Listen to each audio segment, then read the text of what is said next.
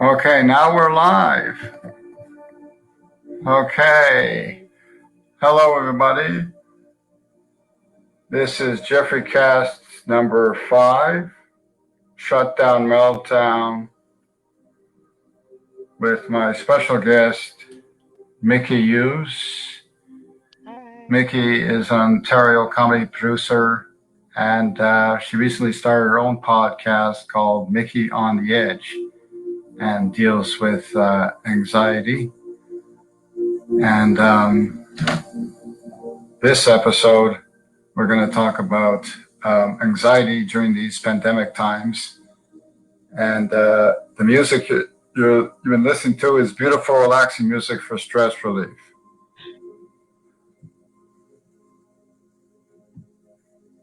But okay, that's it.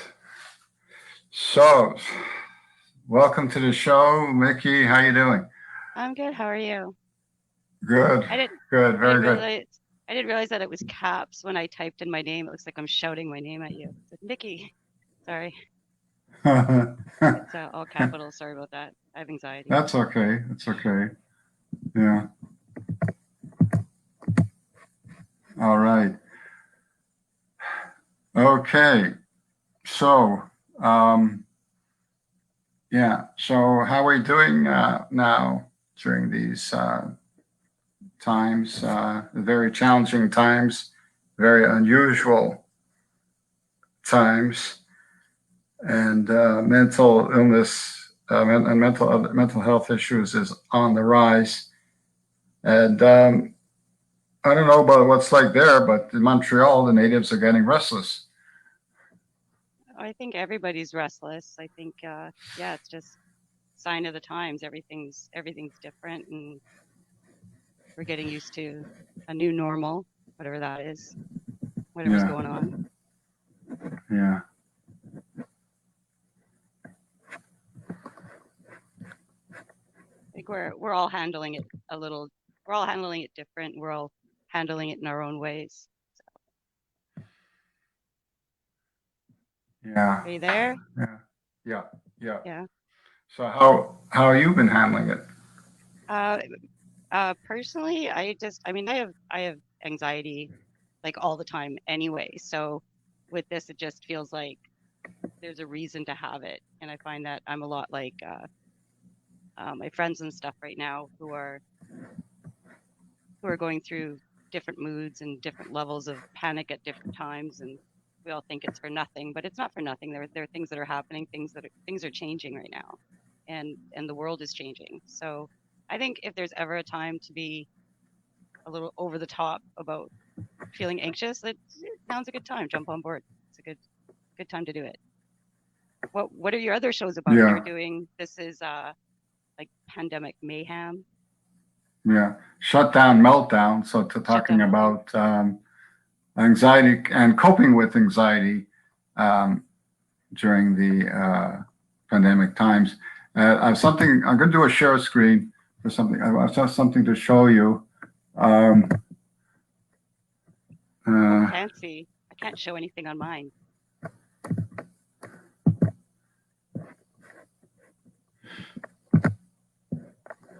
yeah. I usually, I mean, usually there's anxiety, but now with COVID-19, this is the main difference, as you Oh, can see by the picture. you're showing me pictures to induce anxiety. Is that what's happening? So just just for some graphic effect. I mean, Yes. it's anxiety with wearing masks. Well, That's what I the mean. very first time I've had zero issues with wearing masks. I'm fine with that. It seems like such a little thing to do. So Yeah, I'll wear a mask. But I remember in May, I think was the first time that I went out and I wore a mask in a grocery store, and it was just strange. I don't know if you remember like the first time you hear over, the intercom, like we will adhere to personal distancing, and everybody's wearing masks, and there's these, arrows on the floor, and I just Yeah. been shopping. I hadn't been in a store in weeks, and I just started crying in like the cheese aisle for like no reason. And I found out that Mhm. I have friends and other people Yeah. have done that too. You just have a moment when you're out, like, oh, this is how it is now. Yeah. Yeah. The first time in March, the first time when I went out in March, and I saw people wearing masks, and there weren't that many people wearing masks, but I didn't understand what was going on, and I was freaking out. I came back and I had a meltdown after I got home. I was like freaking out, and I said, "It feels like I'm living in China or Taiwan or something." Yeah. Like I hadn't seen people wearing masks like that since we went to Taiwan a few years ago. And there they just wear it like every day, like it's normal. It's part of their Yeah, well, normal. that's what it is. It's there for them. Now it's here for us. I think we're always going to see people who are wearing masks now. I Yeah, think that's part of our it's part of our life. yeah, yeah. But believe it or not, like in Taiwan, China, because the pollution level is so high, people wear masks like for their health to protect themselves from Hmm. all the pollution. You know, and we don't really realize how much pollution there is in the air with like I get really, really bad sinuses, and I've been through like oodles and oodles of treatments and everything, and it's like environmental. It's mostly like things coming from the environment. Allergens or just stuff flying around the air coming from the environment, you know, and or even smoke. It could be smoke. Cigarette smoke bothers me a lot. And now there's COVID. And now There's there's so this, and sneezing. For some reason, I'm sneezing a little more often than usual. I don't know. It's really strange. Yeah. how's your So sense of taste? Can you smell okay? yeah, I can taste good. Taste is good. Okay. I can smell when my sinuses aren't blocked. I Okay, I'm can just a little bit smell. concerned Yeah. Yeah. with the whole virus thing going around. Yeah. Yeah. I've been very careful. I haven't gone out too much, really, and we're wearing masks whenever we go out. We even have to wear masks in our building. It's been mandated in our apartment building. We can't go out, can't leave our apartment without wearing a mask. We have to wear a mask anywhere we go in the building, you know. So just to go outside to the garage or to walk outside the front door. So, you know. What are the cases So, like there? so I don't have there's no cases that I know of here, but a friend of mine lives in an apartment building where somebody was tested positive in his building. So he was quarantining and being very careful himself. And now he's like he told me he has to be even more careful. He's asthmatic, you know, and he's at higher risk. So he's been taking like more strident precautions about this, you know, something you really have to take seriously. So. Okay. So I'm not diabetic. I'm not asthmatic. I'm not diabetic. My health is great, excellent. So, and yeah, I rarely even get colds. It's very rare that I get colds, even or flus, very rarely. So, yeah. Hmm. So you're handling everything okay? So, yeah, I'm handling it okay. I miss going out to the shows and getting up on stage. That's what I miss the most. And you know, I could do it online through like Zoom or different online applications, but it's not the same. It's just not the same. You don't feel No, the and same when you electricity. that's huge difference. That's where the entertainment industry is just getting slammed because Yeah, they're talking about not being able to do tours. I was reading something today until like 2022, 2023. That's really far out. That's a long time to go without performing. If you're a performer, it's a long time. yeah, yeah. Now I'm hearing like in Quebec, they should be able to start rolling out a vaccine like in early 2021, like in January. And Yeah, the first, everybody, it's a race right now. Everybody's going to come up yeah, with a vaccine. Yeah. yeah.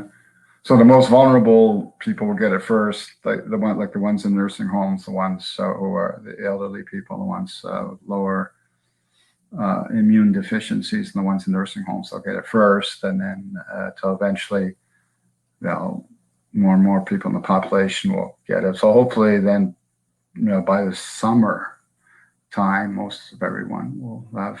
Well, it'll be available to most everyone, and they'll be able to get it. So Hopefully. yeah. If it's, I mean, if it's they stay to that timeline, or it may be even like 6 months later. So can't say for sure. Hmm. Yeah.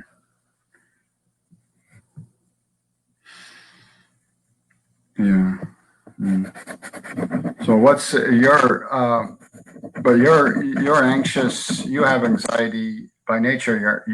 Would you say you're an anxious person? You get. Yeah, I just, well, I mean, it's actually even to the point where it's clinical. I do some stand-up comedy. Most of it, I say I just do enough to sort of stay relevant. I sort of stay behind the scenes, and I've been producing comedy shows the last couple of years, but I'm really at a loss being able to, without being able to do this stuff. Like this would be, we, I'd be already planning the Comedian of the North this year. And obviously that's not going to happen. I may try to take something like that online, but everything's moving online.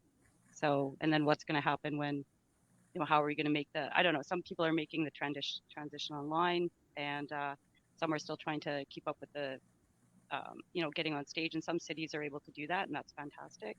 Thunder Bay hasn't really done a lot. There are some corporate events, and there are some like smaller shows going on, but it's just going to be a long time before we're back to normal, I think. So I've done some social media. I made a couple of social media platforms. I did got some TikToks going on, a YouTube channel. Been posting some more videos on Facebook and Instagram just to try to stay relevant, because 2022 is a long way away. Oh yeah, yeah. I can't. It's just hard to fathom and imagine. It like being that, being away like that long. It's going to be Mm. that long, and And we're an anxious crew anyway. I mean, I know a lot of comedians who are basically just introverts. I mean, we tend to, have our own quirks anyway. So to throw, possibility of dying from some random sickness on top of not being able to perform, on top of having to change the medium in which we do perform until we're able to again. I I absolutely I understand. I understand where everybody's at right now, where a lot of people are at. yeah, yeah, yeah. How did you get into doing what you're doing now with the comedy producing?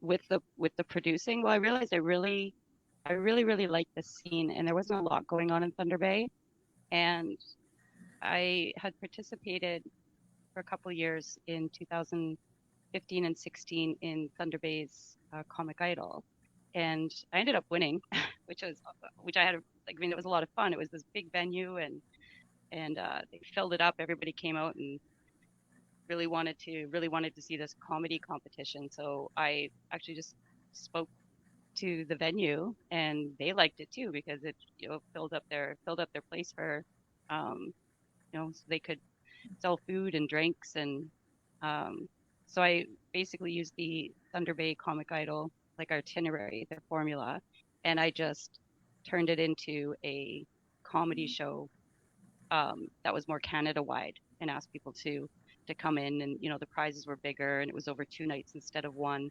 And I think it was more luck than anything that the first couple shows that I did were actually really successful. So I had branched out and worked with Dinesh Anwar and did Your Hood's a Joke. I did that last year, and just you tell people that there's a comedy show going on, and suddenly everybody wants tickets to it. That's just the way It's just the way it is here. Wow. Yeah. Mm. Yeah. Yeah. Yeah, here in Montreal, there were so many comedy shows going on. Like I could say that people were spoiled for choice. I'd So love to live in Montreal. Anybody that likes comedy, yeah, Montreal would be the place to be. yeah, Probably there's very just so similar. much, yeah, and so much variety of Hmm. shows going on. And Vancouver's really hot. There's one comedian that I know of who's moving out next year to Vancouver Yeah. to get on the comedy scene in Vancouver. Yeah, there's So a lot of yeah, great scenes across the country. I've been lucky enough to see a few of them. yeah.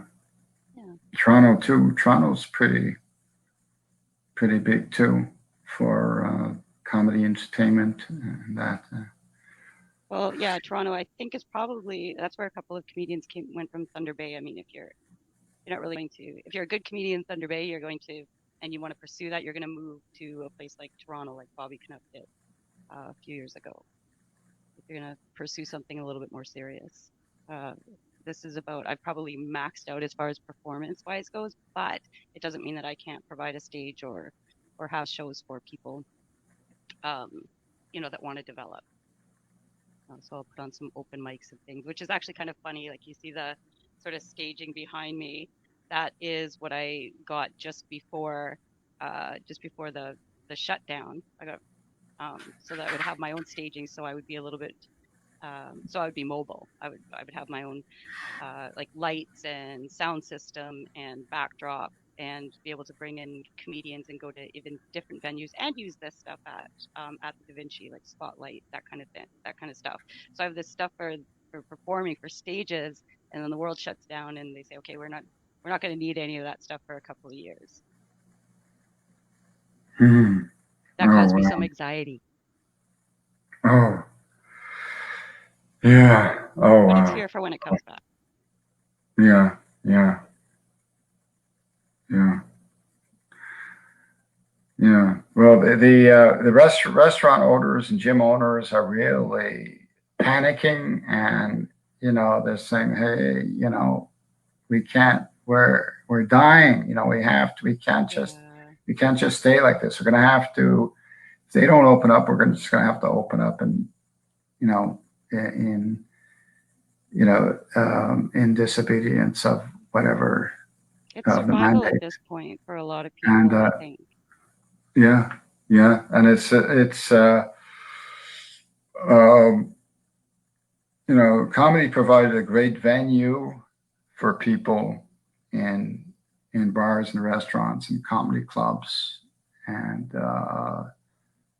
it's um, it's like really really important.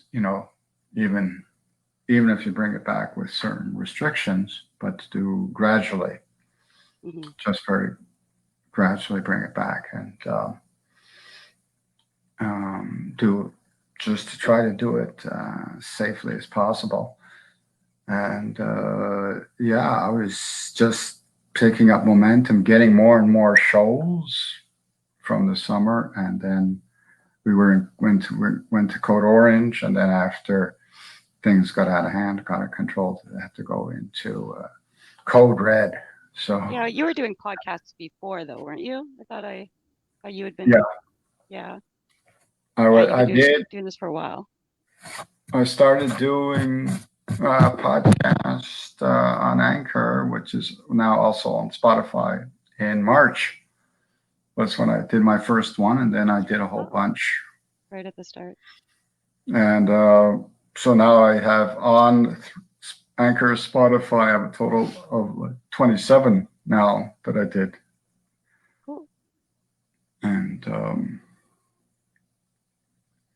then I started this. I want to have more of this platform with help of a friend who got me into it. So it's it's been interesting. It's been interesting. It's been fun, and it's just there's different different ways of coping with this. There's a lot of people that just absolutely can't cope, and the solitude is for many people a killer. And thankfully, like I live with someone. I live with my other half, my partner, and yeah, that's a godsend. That's I'm very fortunate to not to live alone, not to be alone. And Well, I was alone through the shutdown, but I'm going to tell you like that 2 months, I was probably checked in on more. I was called more. I got messages. I noticed that a lot of people were checking in were checking in with me. I was checking in with friends that had suffered some sort of imbalances in the past, and that was actually really nice. I never like flew into this, horrific, depressive spiral or something, the thing that everybody was worried about. I believe that my characters, one of the ones that they're talking about when they say, hey, we're going to throw some money into the mental health system, we're going to make sure that resources are available. And I think it's fantastic that that was done, but it brought everybody's awareness up to a level where they're checking on their friends and family who maybe didn't do so well in the past. But then I wasn't the only one crying in the cheese aisle, right? I'm not the only person that's pulled over my car and just started crying. This is, I almost feel like it's more normal now. It's almost normalized now. yeah, People that didn't yeah, have anxiety before, didn't have problems just dealing with life. yeah, yeah. Like at the beginning in March is like, and then when everybody started lining up to get into the grocery stores, and I started going for early senior shopping at 7 a.m. in the No, you morning, weren't going for senior shopping, were you? and and so, but after the first few times, I thought like this is not senior shopping, this is senility shopping, because there are a bunch of nervous old ladies, and you talk about like breaking down crying in the cheese aisle. There's one woman she started freaking out in the dairy aisle. Not exactly what.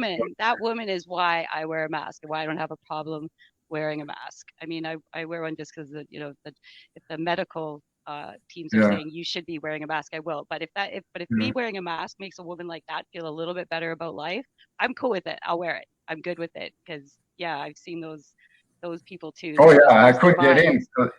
Well, I couldn't get into any stores without a mask. And at the time, it was mask and the gloves, like the synthetic gloves Oh that no. like your hands sweat. It's so uncomfortable. Your hands sweat, and you can't. It's very hard to handle things with the gloves, Yeah. and you know, so and she literally virtually had to have a tape measure to measure distance, how far I was away from her, because like 8 feet even wasn't even far enough away from her. Like, Oh, that poor she's gonna, woman. yeah, yeah. Oh, So it was getting me nervous, and like I felt like everybody was so nervous, and the tension was high, and everybody was so nervous. It was getting me kind of a little bit agitated. I said, I can't do this anymore, and so you know, yeah. So, when you get older and you look older, like, with the gray hair, I could pass for 65 easily. I'm not quite 65 yet, but, then people find young people opening doors for you, nice. and I mean, it's very nice. And things people, on buses, when the buses were crowded, like giving you a seat on the bus, and things like that. So You're speaking to a woman. Usually, like sometimes people would open doors. yeah, that's yeah, which is yeah, always very nice. which is the very uh, chivalrous thing to do. Like Yes, I imagine for you it would be very different for somebody to get up and give you their seat. gentlemanly thing to do for, well, I figured, well, it's a lady. We just like do courtesy of, opening the door and being more considerate that way. But yeah, so I mean, it's just that people look at you differently as when you get older. And I have a joke, like it was like one of the jokes I used in one of my sets in one of the shows was that if you catch me changing accents mid sentence, call 911. I could be having a stroke. That's terrible. Yeah. Yeah. It'd be funny if the next joke involved changing accents, but that's yeah, mid sentence. So yeah, so there's a lot of jokes you could, and then like being wearing a mask on buses when the bus driver is taking detours, because Montreal now is like so much construction everywhere. Everywhere you see so much construction on so many roads and a lot of detours of the buses. So it's like, I enjoy having trouble breathing while my bus is being hijacked,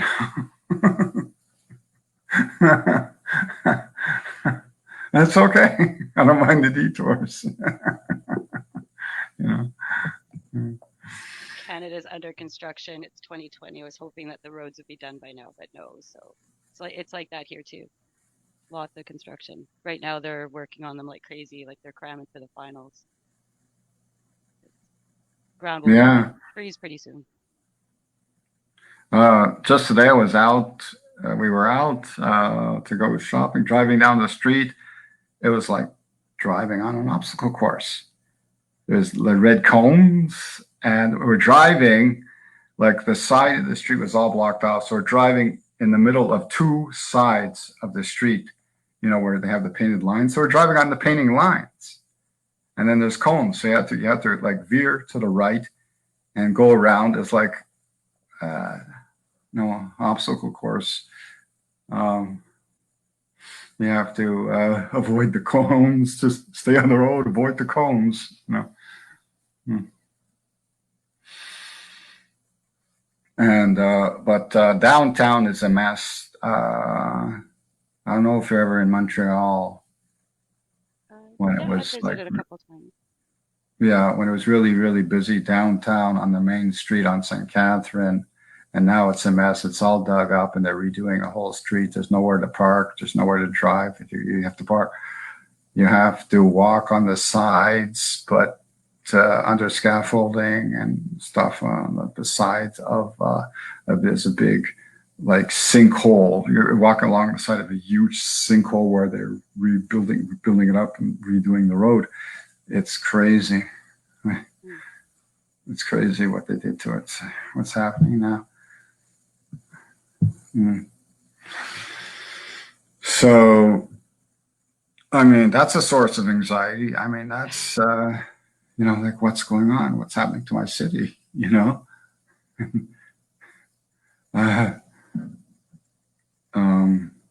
plus cases. You get reports on when the cases were ramping up and there was at one point over 1,300 in one day, so you get that, and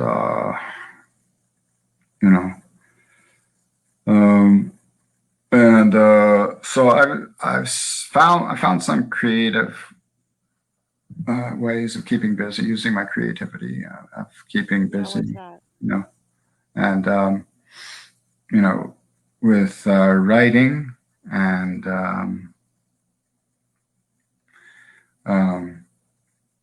the podcasting, doing music, playing guitar, and art.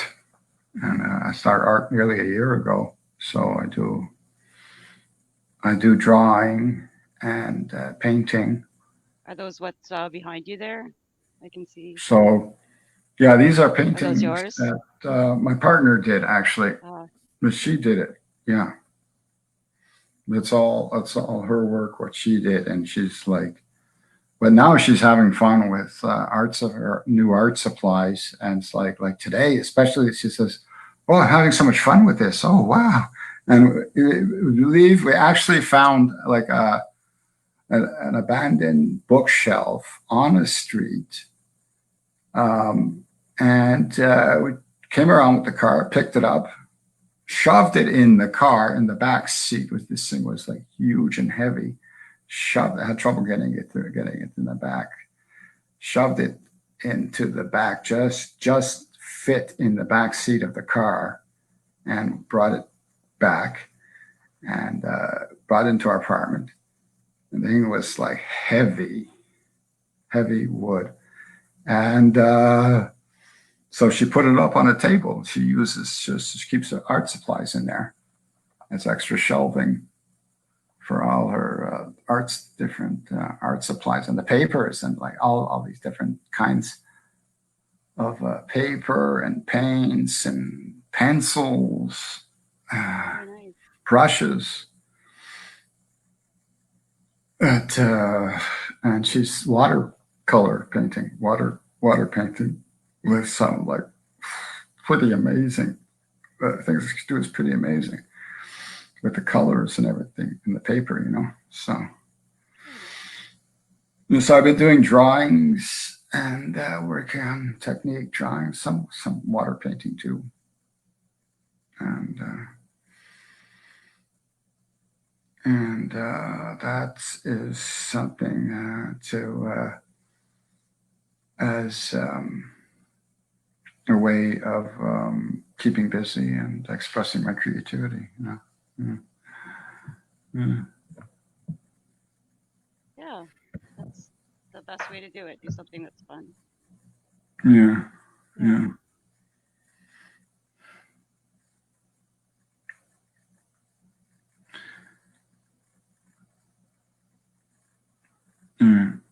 So, ever think of producing online shows? I'm considering maybe doing that. I'm not entirely sure what it entails, but I'm trying to watch others as they're doing it and try to get some pointers and some tips because that might be a thing now too. It might be paying for comedy shows online. Yeah. It might be part of the new normal. Yeah. Oh, yeah. With all these online events. Do you watch any of the online comedy events, or do you put any of those on? No, I've done sets in online comedy shows.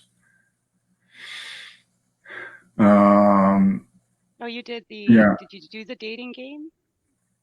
Did you do that one the back one, in February or March? Or that one. Actually, I didn't actually do it.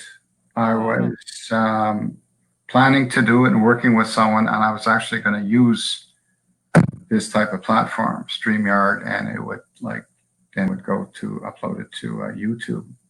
yeah. And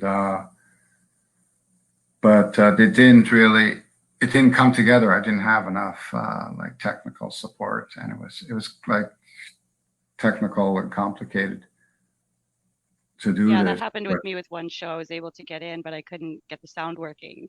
So I ended up yeah, having to bail last minute. So we're riddled with technical difficulties right now too. yeah, but you have to. I mean, with logistics, just with the actual logistics, never mind the more technical aspects, but of just getting everyone together and then doing a dry run and the timing and everything and the effects, everything. It was big, quite a big undertaking. Well, yeah, I think we got the sound going for me maybe was it 45 seconds before Yeah. we went on? Yeah. Yeah.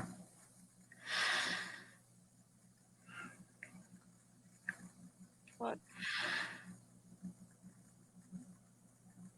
Yeah. I And don't know. yeah. Is this live right now? I don't. Yeah, we're live. Yeah, Yeah. this is neat. I like this platform. I've seen Zoom. I've seen a few different ones. I've never seen the StreamYard before. Yeah. It's different. Yeah. StreamYard, you could connect. I think it's a good thing is you can connect to Facebook, connect it to YouTube, connect it even to a Facebook group. You can connect it Nice. to different other like platforms. Yeah. Yeah.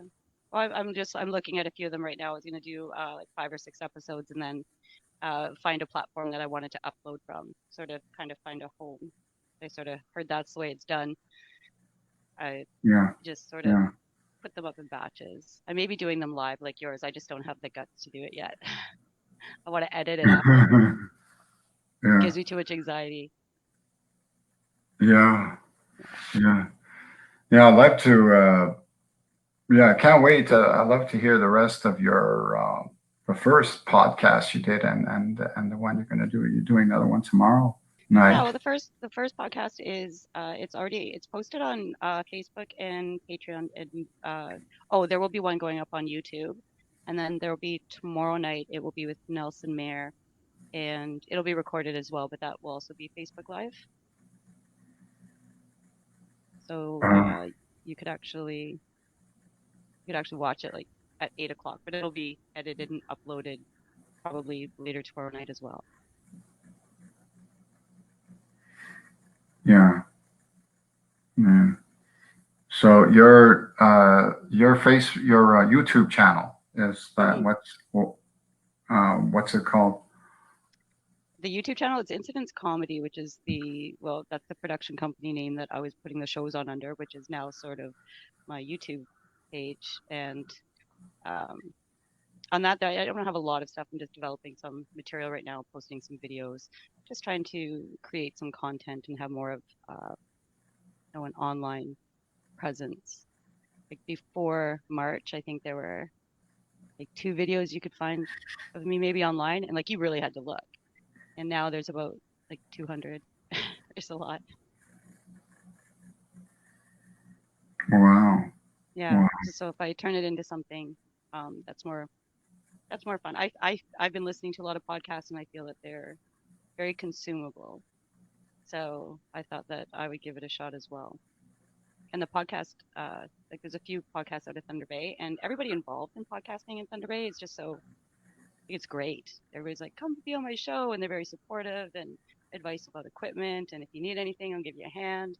And they want you to be on their podcast. It's a pretty cool little community here. I'm really glad that I've started this up. I'm looking forward to learning a lot too. So Yeah. Yeah. yeah, So it's a much smaller population though. yeah, we got about 117,000, Yeah. Yeah. but it's a podcast, so it's on the web. The web's the world, much bigger population. Yeah. Oh yeah. Yeah. In these online shows, one of the shows I was in, there was this girl from Malaysia who was part of the show. She did a set, and we get now this guy out of Ottawa who is doing it every Sunday night, and he gets mostly Americans. Like the last time I was in last Yeah, Sunday night. couldn't be as a Canadian. You couldn't just go in, just work in the States and just go on tour. This is actually the one positive is that you can work with anybody now. It's over the internet. There's no you don't have to buy a plane ticket and bring them in and get a working visa or go there's no travel involved. So you can work with anybody. I think that's fantastic. And Yeah. the people that are jumping on that first are making the most headway, I've noticed. Yeah, you can have anybody anywhere. Yeah. Thunder Yeah. It Bay was is not yeah. limiting anymore. I'm doing an interview tomorrow with somebody from Winnipeg. He doesn't even have to leave Winnipeg. I'm talking with you right now. Right. Yeah. Yeah. Yeah, that's the thing. Oh, well, one of the positive things of this, the quarantine, the shutdown, is I've been able to meet people I wouldn't otherwise meet. You know, like you and a couple other people that I connected with, and even gotten closer to someone who was in Montreal, a young comic, but he went back from BC originally, went back to BC, but he wants to come back to Montreal. So we got closer than just chatting almost every day, and we got closer. So, you know, in that respect, you could say that sometimes distance does make you closer. It can build relationships, and you meet a lot of different people from different places you wouldn't or Yeah, ordinarily meet. like-minded people tend to find themselves, tend to find each other as well. Yeah, So, that's yeah. it. Exactly. Yeah. Yeah. Yeah.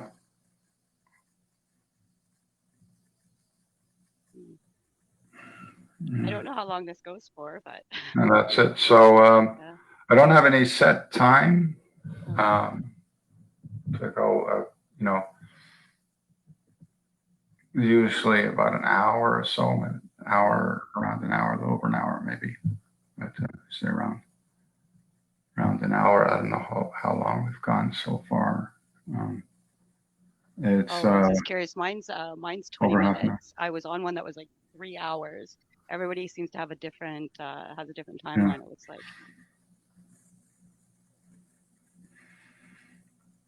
Yeah. Yeah, sometimes you can limit. I know someone that she does these every weekend. She should just do it for like 30 to 45 minutes. Yeah, I think that's why mine are only about 20 minutes. They're just like small little, like listen to them on the way to work, or just like a quick listen, pack in a lot, edit heavily. Yeah, yeah, Yeah. yeah, great. Yeah. When you were producing shows, did you have somebody else host the show? Sometimes I would host it, or sometimes I would have somebody else come in and host. Okay. Yeah. But It so just it wasn't always you no, hosting. no, no. I would open, or or host, or something. I found it that setting everything up was a lot on its own. That to do the production and throw myself into the show as well tended to be a little bit much. It took a chaotic evening and just made it was easier if I sort of just Yeah, watched. Yeah. yeah, yeah, yeah,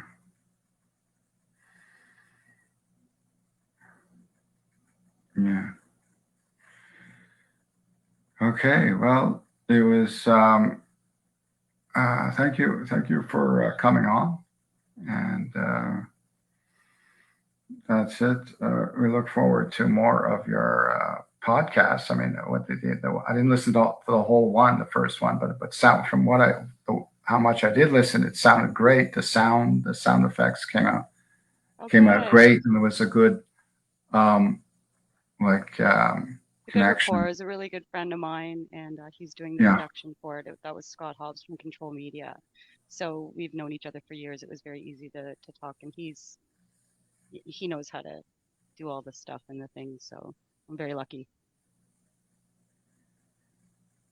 yeah, sounded great. Lucky that he's doing some work. Sounded really great, and it's very promising for future episodes of podcasts. Awesome. That's Well, great. thank you very much for having me on your show. I appreciate it. Yeah, you're welcome. That was Mickey Hughes, and her podcast is Mickey Over the Edge, and that's being broadcasted every Monday night, 8 p.m. So check it out, Monday nights. That's it. So just say, keep it up, keep it up. Yeah, yeah. And